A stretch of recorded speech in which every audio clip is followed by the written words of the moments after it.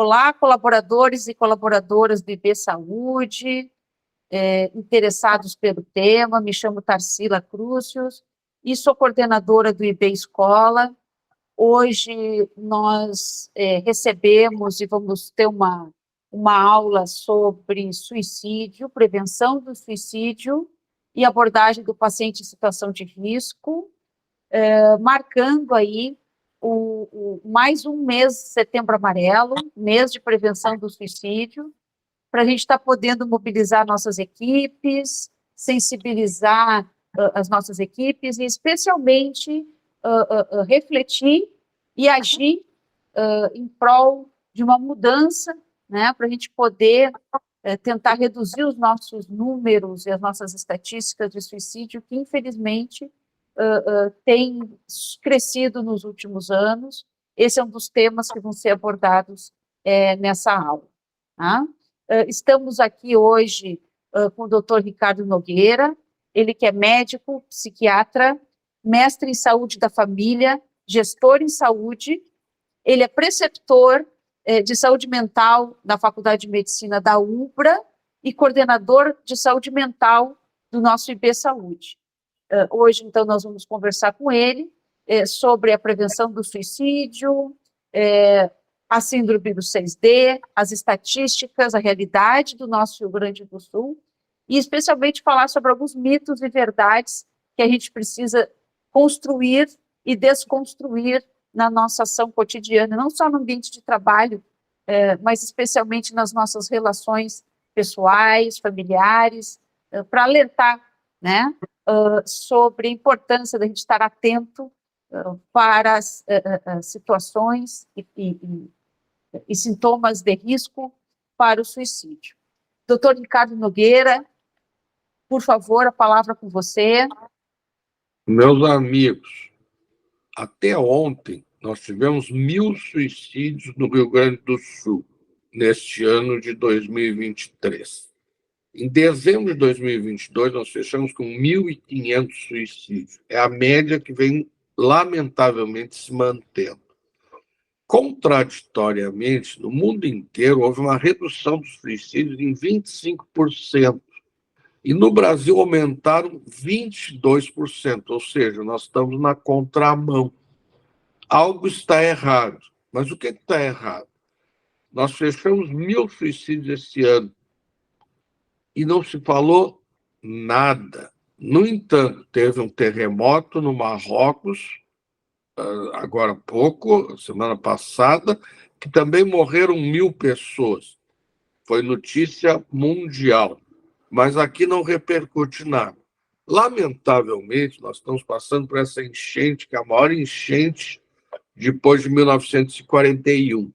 E todos nós estamos lamentando.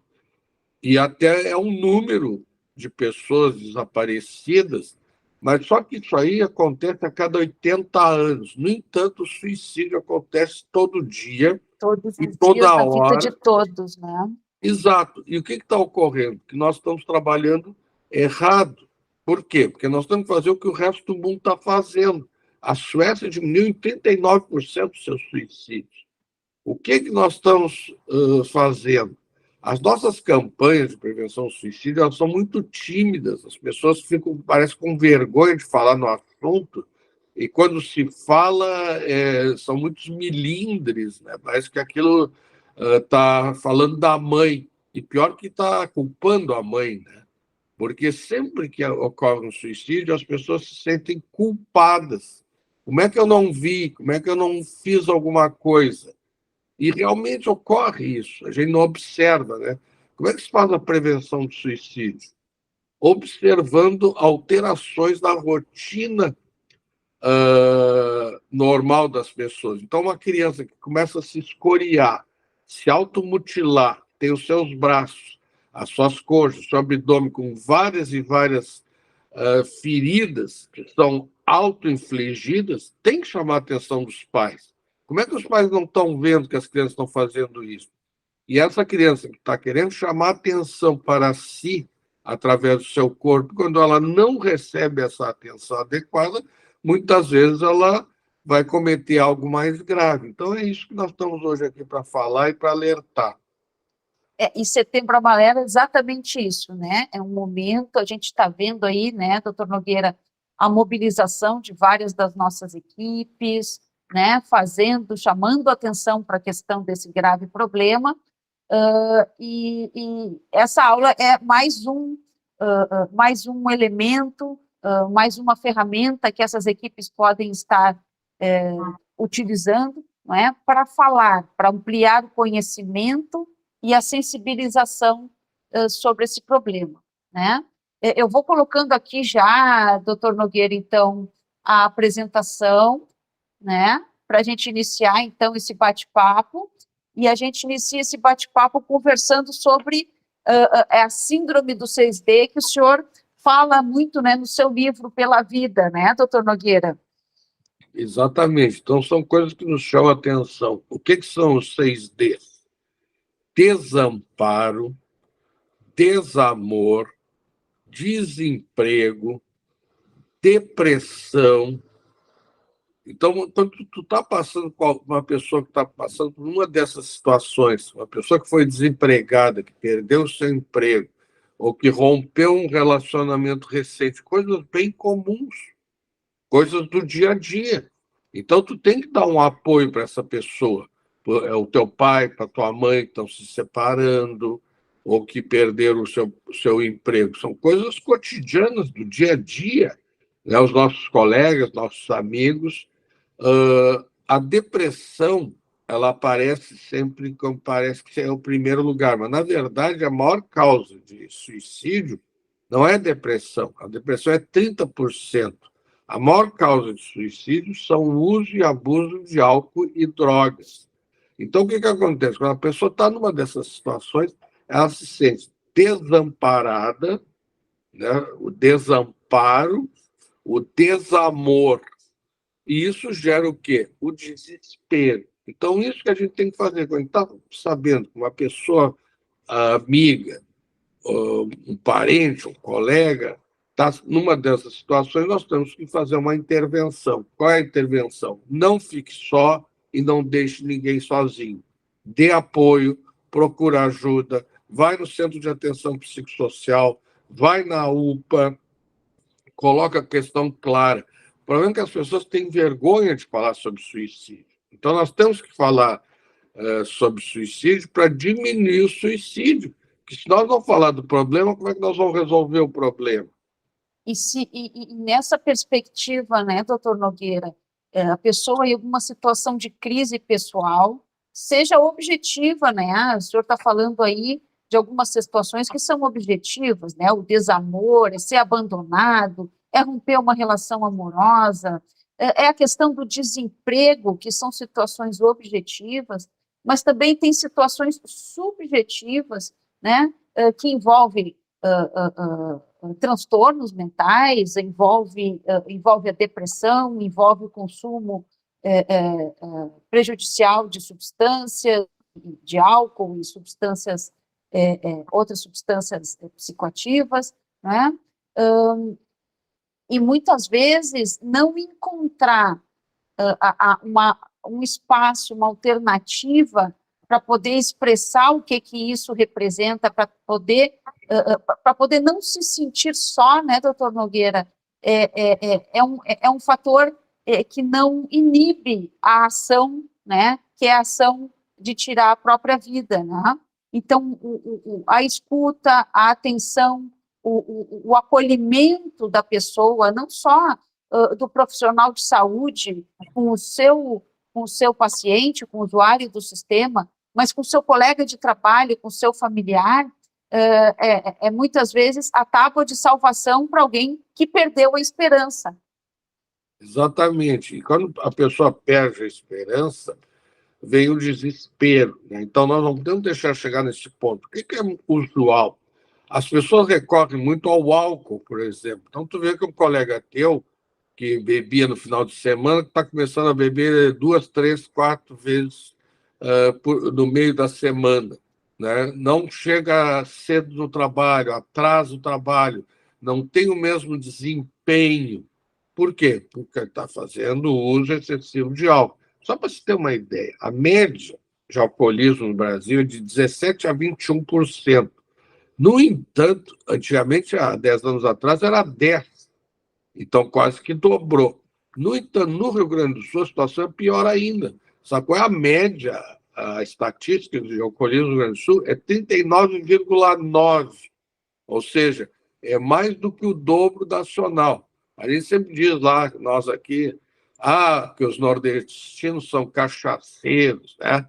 Não é verdade. A média de uso de álcool no Brasil é de 17% a 21%. E no Rio Grande do Sul é 39,9%, ou seja, quase 40%. Então, a gente não se dá conta disso, porque isso gera o quê? Agressões domésticas, conflitos, abusos, né? Então, várias crianças que são vítimas de familiares que usam álcool em excesso. E sempre que a gente vai falar em drogas, a gente sempre pensa, no primeiro momento, nas drogas ilícitas. E quando o grande problema não são as drogas ilícitas, são um problema, maconha, cocaína, crack, mas o percentual é bem baixo, bem menor. E o do álcool que gera todas essas coisas. É acidente de trânsito, é acidente de trabalho no outro dia, é perda do desempenho. Então, isso tem que nos chamar a atenção, né? E a gente vê, a coisa mais fácil que tem é diagnosticar uma pessoa embriagada, né? Como diz lá na fronteira, vovô está tchuco, né? Quer dizer, até as crianças conseguem detectar que a pessoa... atitude, comportamento, né, doutor Nogueira? O senhor estava falando no Rio Grande do Sul, e um dos assuntos, né, dessa videoaula é a gente poder estar abordando, porque o senhor falou do alcoolismo no Rio Grande do Sul, mas o Rio Grande do Sul também tem uma incidência bastante elevada de suicídios e tentativas de suicídio, né? E o que é pior, o que está aumentando agora são os suicídios em crianças. Nós não tínhamos suicídios em crianças, né? Então, aumentou em 200%. Né? A gente está vendo aqui nesse slide que tu colocaste, o único período que houve diminuição de suicídio no Rio Grande do Sul foi de 2007 a 2010. Por quê? Porque nós tínhamos uma campanha que nós fazíamos outdoor, nós íamos à frente dos cinemas, nós fazíamos uma divulgação maciça, chamando a atenção. Depois desse período, de 2011 para cá, nos últimos 10 anos, lamentavelmente, nós só tivemos aumento de suicídio. E o que nos chama mais atenção, 36% dos nossos adolescentes referem desesperança. As nossas crianças das escolas do centro de Porto Alegre, 8,5% referem e falam em matar-se. Então, isso é muito delicado e nós temos que chamar a atenção de todos para esse problema. O que está havendo com os nossos adolescentes e com os nossos jovens? Porto Alegre e Curitiba eram as duas capitais que tinham maior incidência de suicídio. Curitiba saiu desse ranking. Por quê? Porque o prefeito Rafael Greca assumiu para ele, chamou essa responsabilidade para o gabinete da prefeitura. Ele dizia que aquilo era uma vergonha. Então, nós também... Dando visibilidade, né, doutor Nogueira? Porque quando você cria uma política pública, como essa que o senhor referiu aqui do Rio Grande do Sul e agora em essa de Curitiba, você primeiro dá visibilidade, você aceita falar sobre isso. Claro que você tem que criar estratégias, as formas de abordagem, mas você aceita falar sobre isso, mobilizar a sociedade permanentemente, né? A gente tem o Setembro Amarelo, que é um mês que é marcado, né, para a gente estar refletindo e mobilizando os profissionais e as comunidades, mas especialmente quando a gente tem uma política pública, a gente busca fazer ações permanentes nesse sentido, né? Sempre estar colocando em evidência. Aqui o que o senhor falou, não é? 2010, 2011, e volta a ter um aumento no momento em que você volta a não enfatizar as políticas públicas, a política pública não enfatizar o problema do sítio de forma permanente, não é? Aqui a faixa etária de 10 a 19 anos, né, doutor Nogueira, subindo, impressionante. Não, impressionante que a gente está tendo crianças já com 8, 9, 10 anos. E o que a gente nota? Que essas mesmas crianças também estão começando a fazer uso de álcool e outras drogas já nessa idade. E a gente fica perplexo, aí pergunta, mas como que tu tem acesso às drogas? Ah, o meu primo, o meu amiguinho que mora aqui do lado, o irmão dele mais velho usa e nos dá, né? Então isso está ficando bem comum já, lamentavelmente. E entre as meninas, elas começam o uso de drogas e aí passam a ter vida sexualmente ativa precoce. Aí muitas vezes elas engravidam, tentam o aborto, se desesperam, tentam o suicídio. E aqui tem algumas situações, né, doutor Nogueira, para a gente conhecer um pouco da nossa realidade e entendendo que nós temos municípios que são reconhecidamente, que têm uma taxa reconhecidamente maior, e isso é função de vários fatores que vão desde fatores culturais a fatores objetivos, né, doutor Nogueira? Entre os 20 municípios com maior incidência de suicídio no Brasil, preste bem atenção, entre os 20 municípios com maior incidência de suicídio no Brasil, com mais de 50 mil habitantes, 10 são gaúchos. Nós já tivemos 13 entre os 20, ou seja, metade hoje dos municípios que tem a maior incidência de suicídio no Brasil são gaúchos. Né? Lamento em falar isso. Chamando atenção ali para Venâncio Aires, Lajeado, que são os locais onde tem a maior incidência de suicídio. Antigamente nós tivemos isso lá em Santa Rosa, mas foi feito um programa lá que a gente conseguiu tirar Santa Rosa. Santa Rosa ainda aparece, mas com um número bem menor. Então, cidades que não tinham suicídio, lamentavelmente, hoje aparecem nessa lista. Mas o que tem que ser feito? Aonde é aplicado o Programa de Prevenção do Suicídio da Organização Mundial de Saúde, o SUPRIMIS, que é um programa sueco, que foi criado pelo Instituto Karolinska de Estocolmo, a gente consegue dar uma resposta. Só que esse programa não pode ficar interrompido, ele tem que permanecer como educação continuada e educação permanente. Então, nós temos que manter sempre essa sensibilização, capacitação e o treinamento, ou seja, o treinamento é a repetição das capacitações.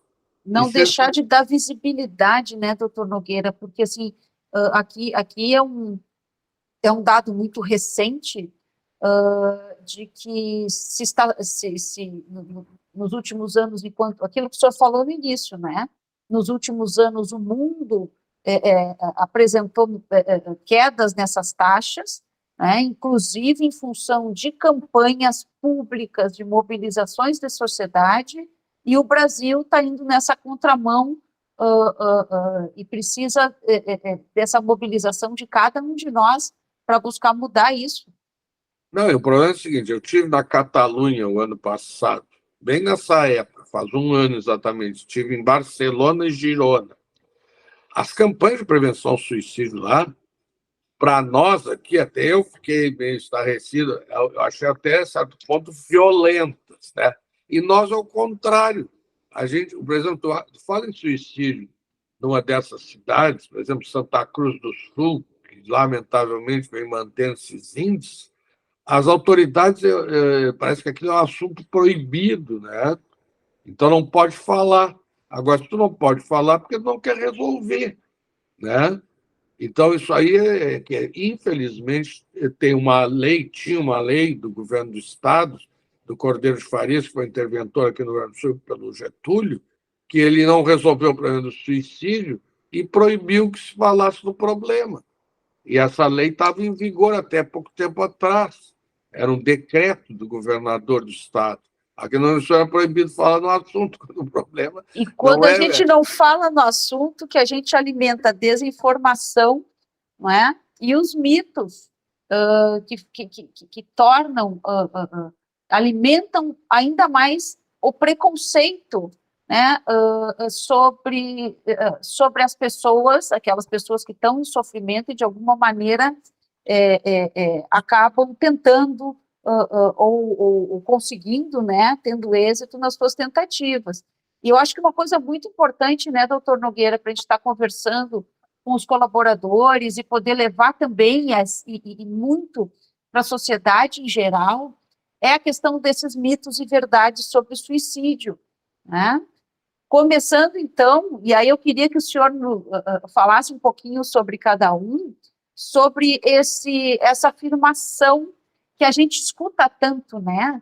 Ah, quem vive ameaçando, dizendo que vai fazer, nunca se mata de verdade. Isso é um mito ou isso é uma verdade, doutor Nogueira? Isso é um mito. Eu vou te contar uma história.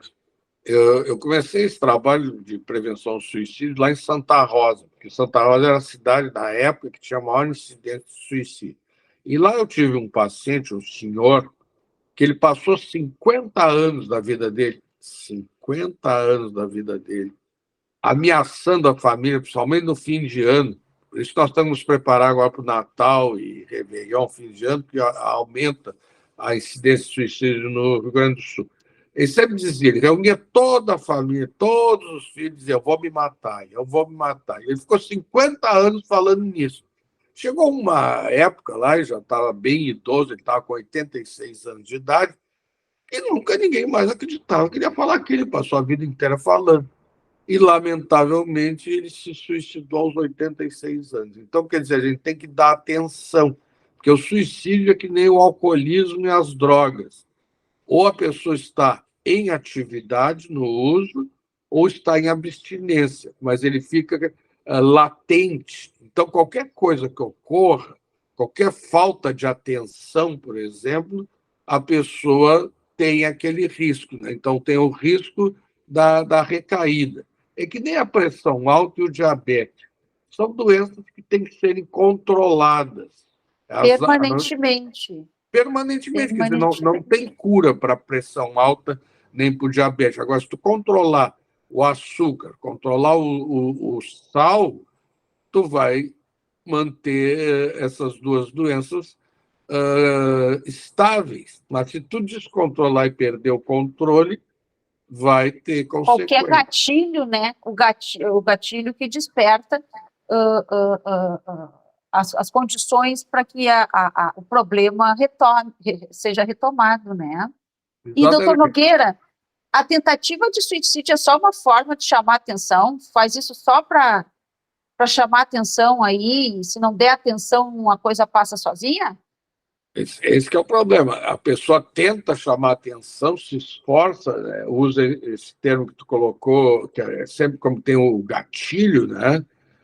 E o que acontece? Só que às vezes ela tenta chamar atenção, a criança lá que se automutila, né?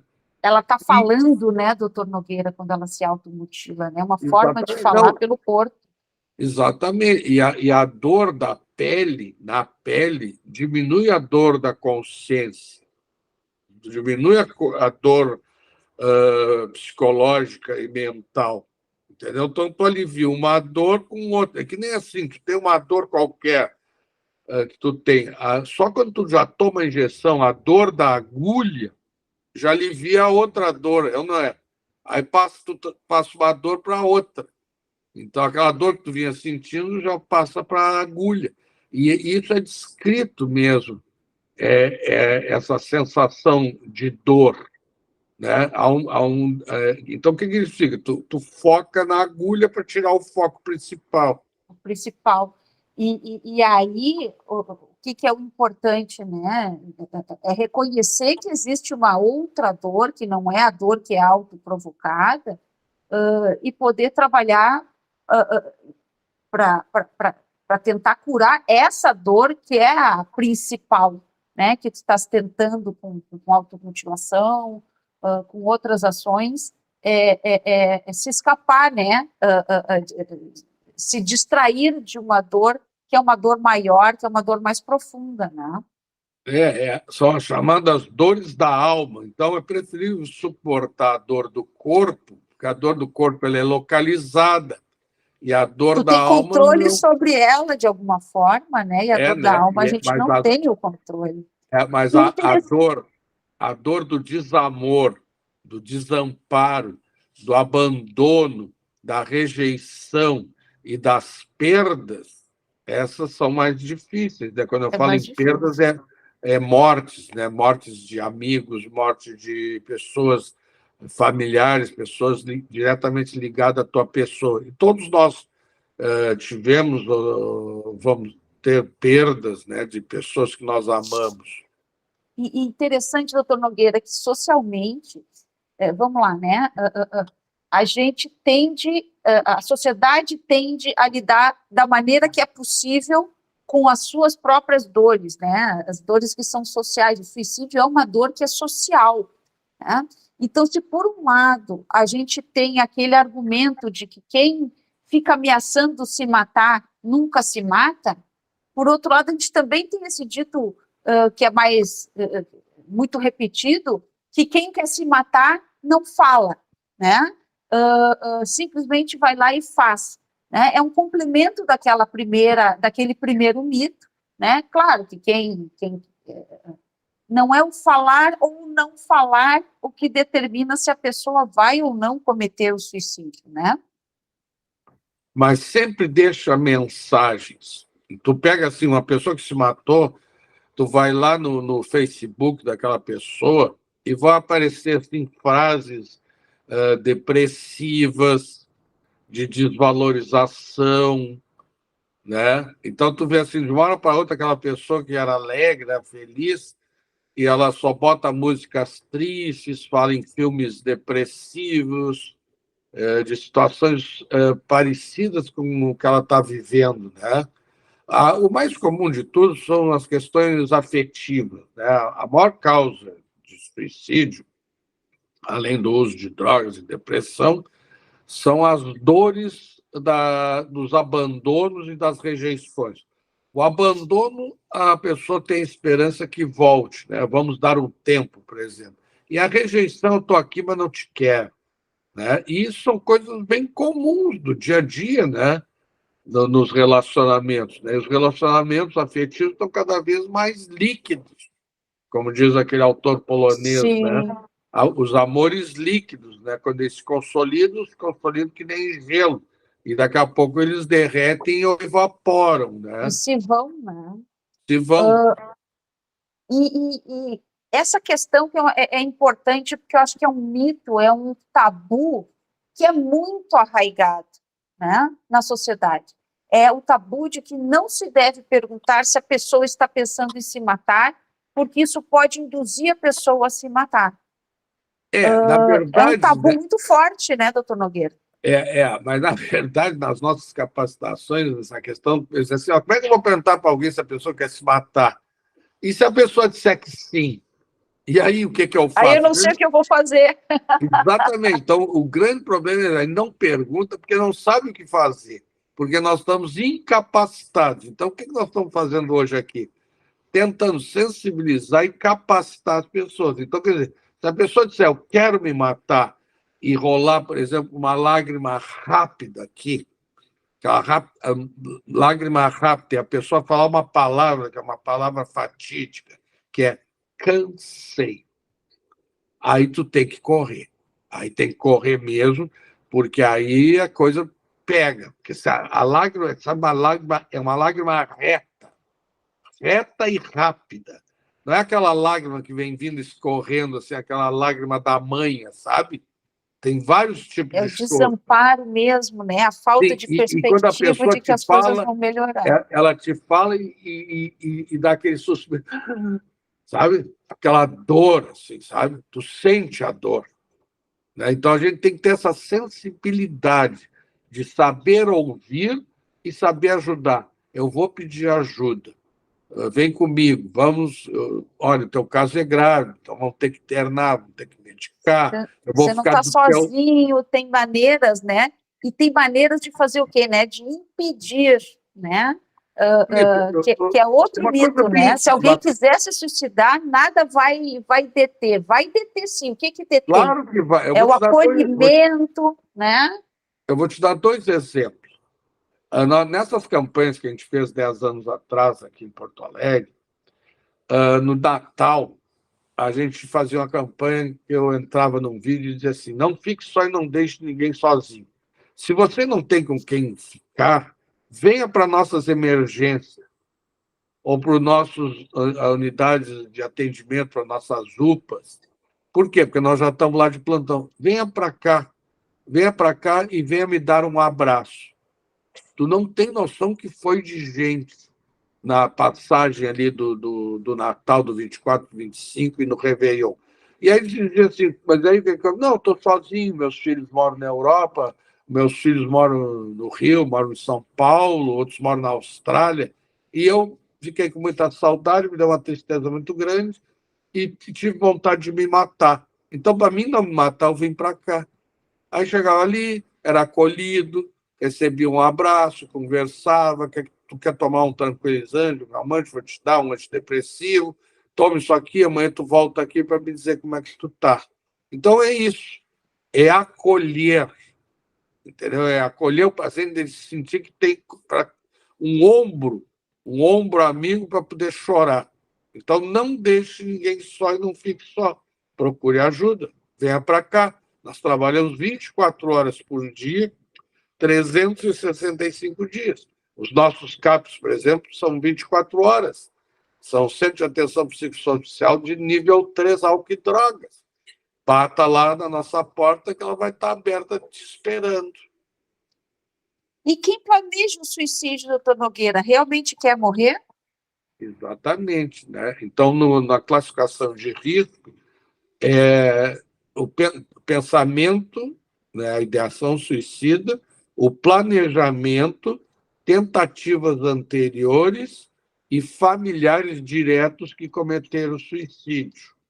Né? Então, tu vê que existem famílias de suicidas e famílias de pessoas deprimidas, né? Porque a depressão, lamentavelmente, é uma doença genética que vai transmitindo de pai para filho. Então, é bem comum tu ouvir assim, meu avô se matou, um primo meu se matou, meu tio se matou. Um exemplo clássico que a gente sempre cita, né, do Getúlio Vargas, né? Ele se matou, o sogro dele se matou, tem um filho do Getúlio que se matou, é o filho, eu não sei se é filho, não é irmão. E tem o neto que se matou agora há pouco aqui no Moinhos de Vento, agora faz 3 anos atrás. Né? Mas aí a gente Então, está falando também, né, de algumas tendências que acabam se tornando familiares por questões de identidade, de identificação, né? Tem uma série de questões psíquicas envolvidas, né? Mas aqui doença mesmo, depressão e alcoolismo. depressão, alcoolismo, e eu acho que tem uma coisa muito importante que às vezes, que isso está nesse slide aqui, né? Que é entender que, às vezes, a forma com que a pessoa fala ou aborda, né, a questão do suicídio é como uma saída para o sofrimento, como se não houvesse outra saída. E eu acho que o mais importante é isso, né, doutor Nogueira, é que quem está ali próximo, seja profissional de saúde, seja familiar, possa fazer com que essa pessoa retome a esperança de que sim, de que há outras saídas para o seu sofrimento, né? Que a gente vai buscar juntos uma outra saída para o seu sofrimento. Na verdade, sim, tu tem que acabar com o sofrimento, porque ninguém suporta o sofrimento o tempo todo numa alta intensidade. Né? O que é a depressão? É uma tristeza, é um sofrimento intenso por um período longo. Né? Tu ter tristeza momentânea, isso é normal. Né? Eu vou dar um exemplo do luto, né? Das perdas. Né? Alguém morreu, tu vai ficar triste, mas vai ficar triste por um período, que é o período de luto. O luto normal é até 1 ano e meio, né? Então tem aquelas 5 fases do luto, que é a negação, a raiva, a depressão, a elaboração e a aceitação, né? E quando tu fala em luto, também são as perdas dos relacionamentos afetivos, né? A perda do seu objeto libidinal, né? Então, quando tu te sente abandonada, rejeitada, tudo isso. Então, a gente tem que saber elaborar essa perda, entender, né, que isso é um sentimento natural, né? Não até, eu não diria que seria normal, mas sim comum, que nem cárie, né? Cárie no dente não é normal, mas é comum, todo mundo tem. Então, cada vez mais nós estamos tendo isso. E com o advento dessa famigerada Covid, ficou uma herança dessa pandemia, que é o aumento da depressão e da ansiedade.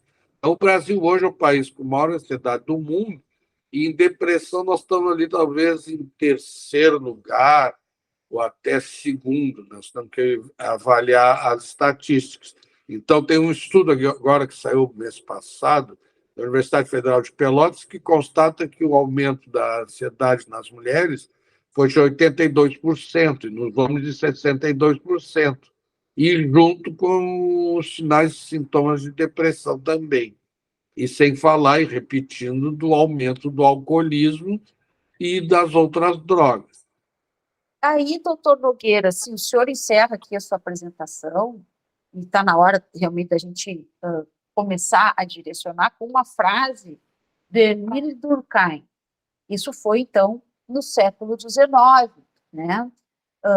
O início do século XX, final do século XIX, em que a gente já começa a se dar conta que as situações que se refletem no indivíduo, e com cada vez mais clareza, elas são também um sintoma de uma sociedade que, de alguma forma, não está funcionando de uma maneira positiva para esses indivíduos, né?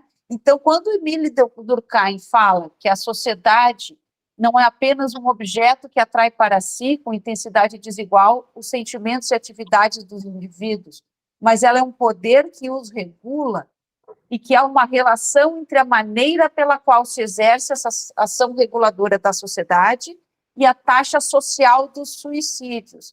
Eu acho que a gente entra exatamente naquele tema que a gente iniciou a nossa fala, né? Quer dizer, o suicídio é um fenômeno que se expressa na pessoa que se mata, né, ou que tenta o suicídio, mas ela representa também um fracasso do entorno, né, de dar para essa pessoa as condições para ela não ter que buscar no suicídio a resposta para suas dores, né? Enfim, não sei como é que a gente pode encerrar, né, comentando um pouco sobre isso, porque o Setembro Amarelo e as políticas, elas vão exatamente nessa direção, de dizer que todos nós temos, sim, um papel muito importante na mudança dessa realidade.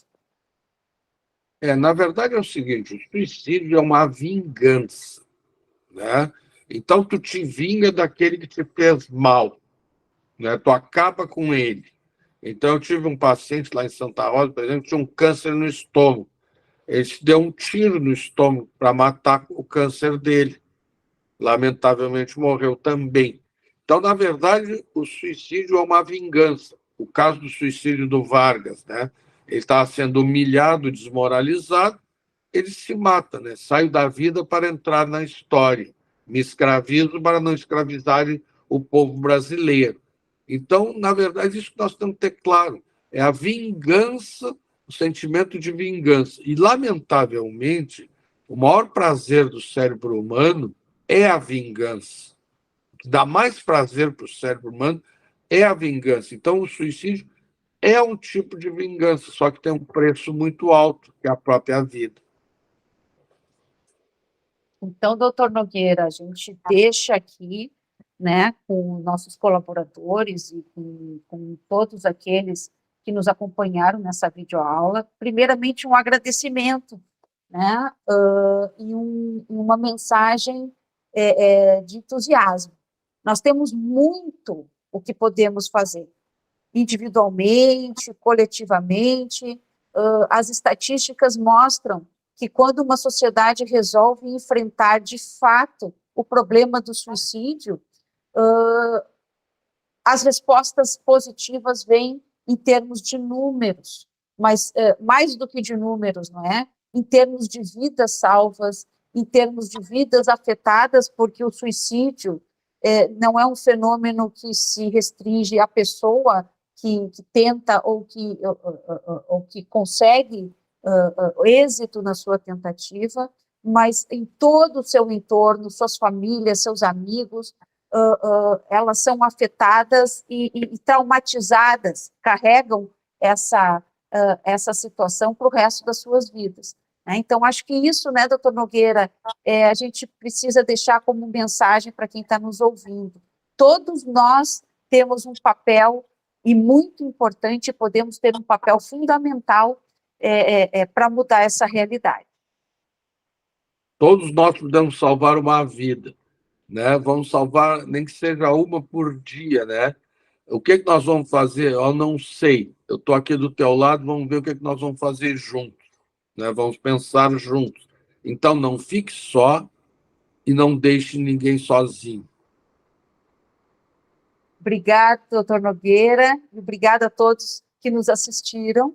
Um bom dia, uma boa tarde ou uma boa noite para todos, e vamos seguir aí, não só nesse Setembro Amarelo, mas no outubro, novembro, dezembro, sempre atentos para mudar essa nossa realidade. Obrigada, doutor Nogueira. Sempre à disposição.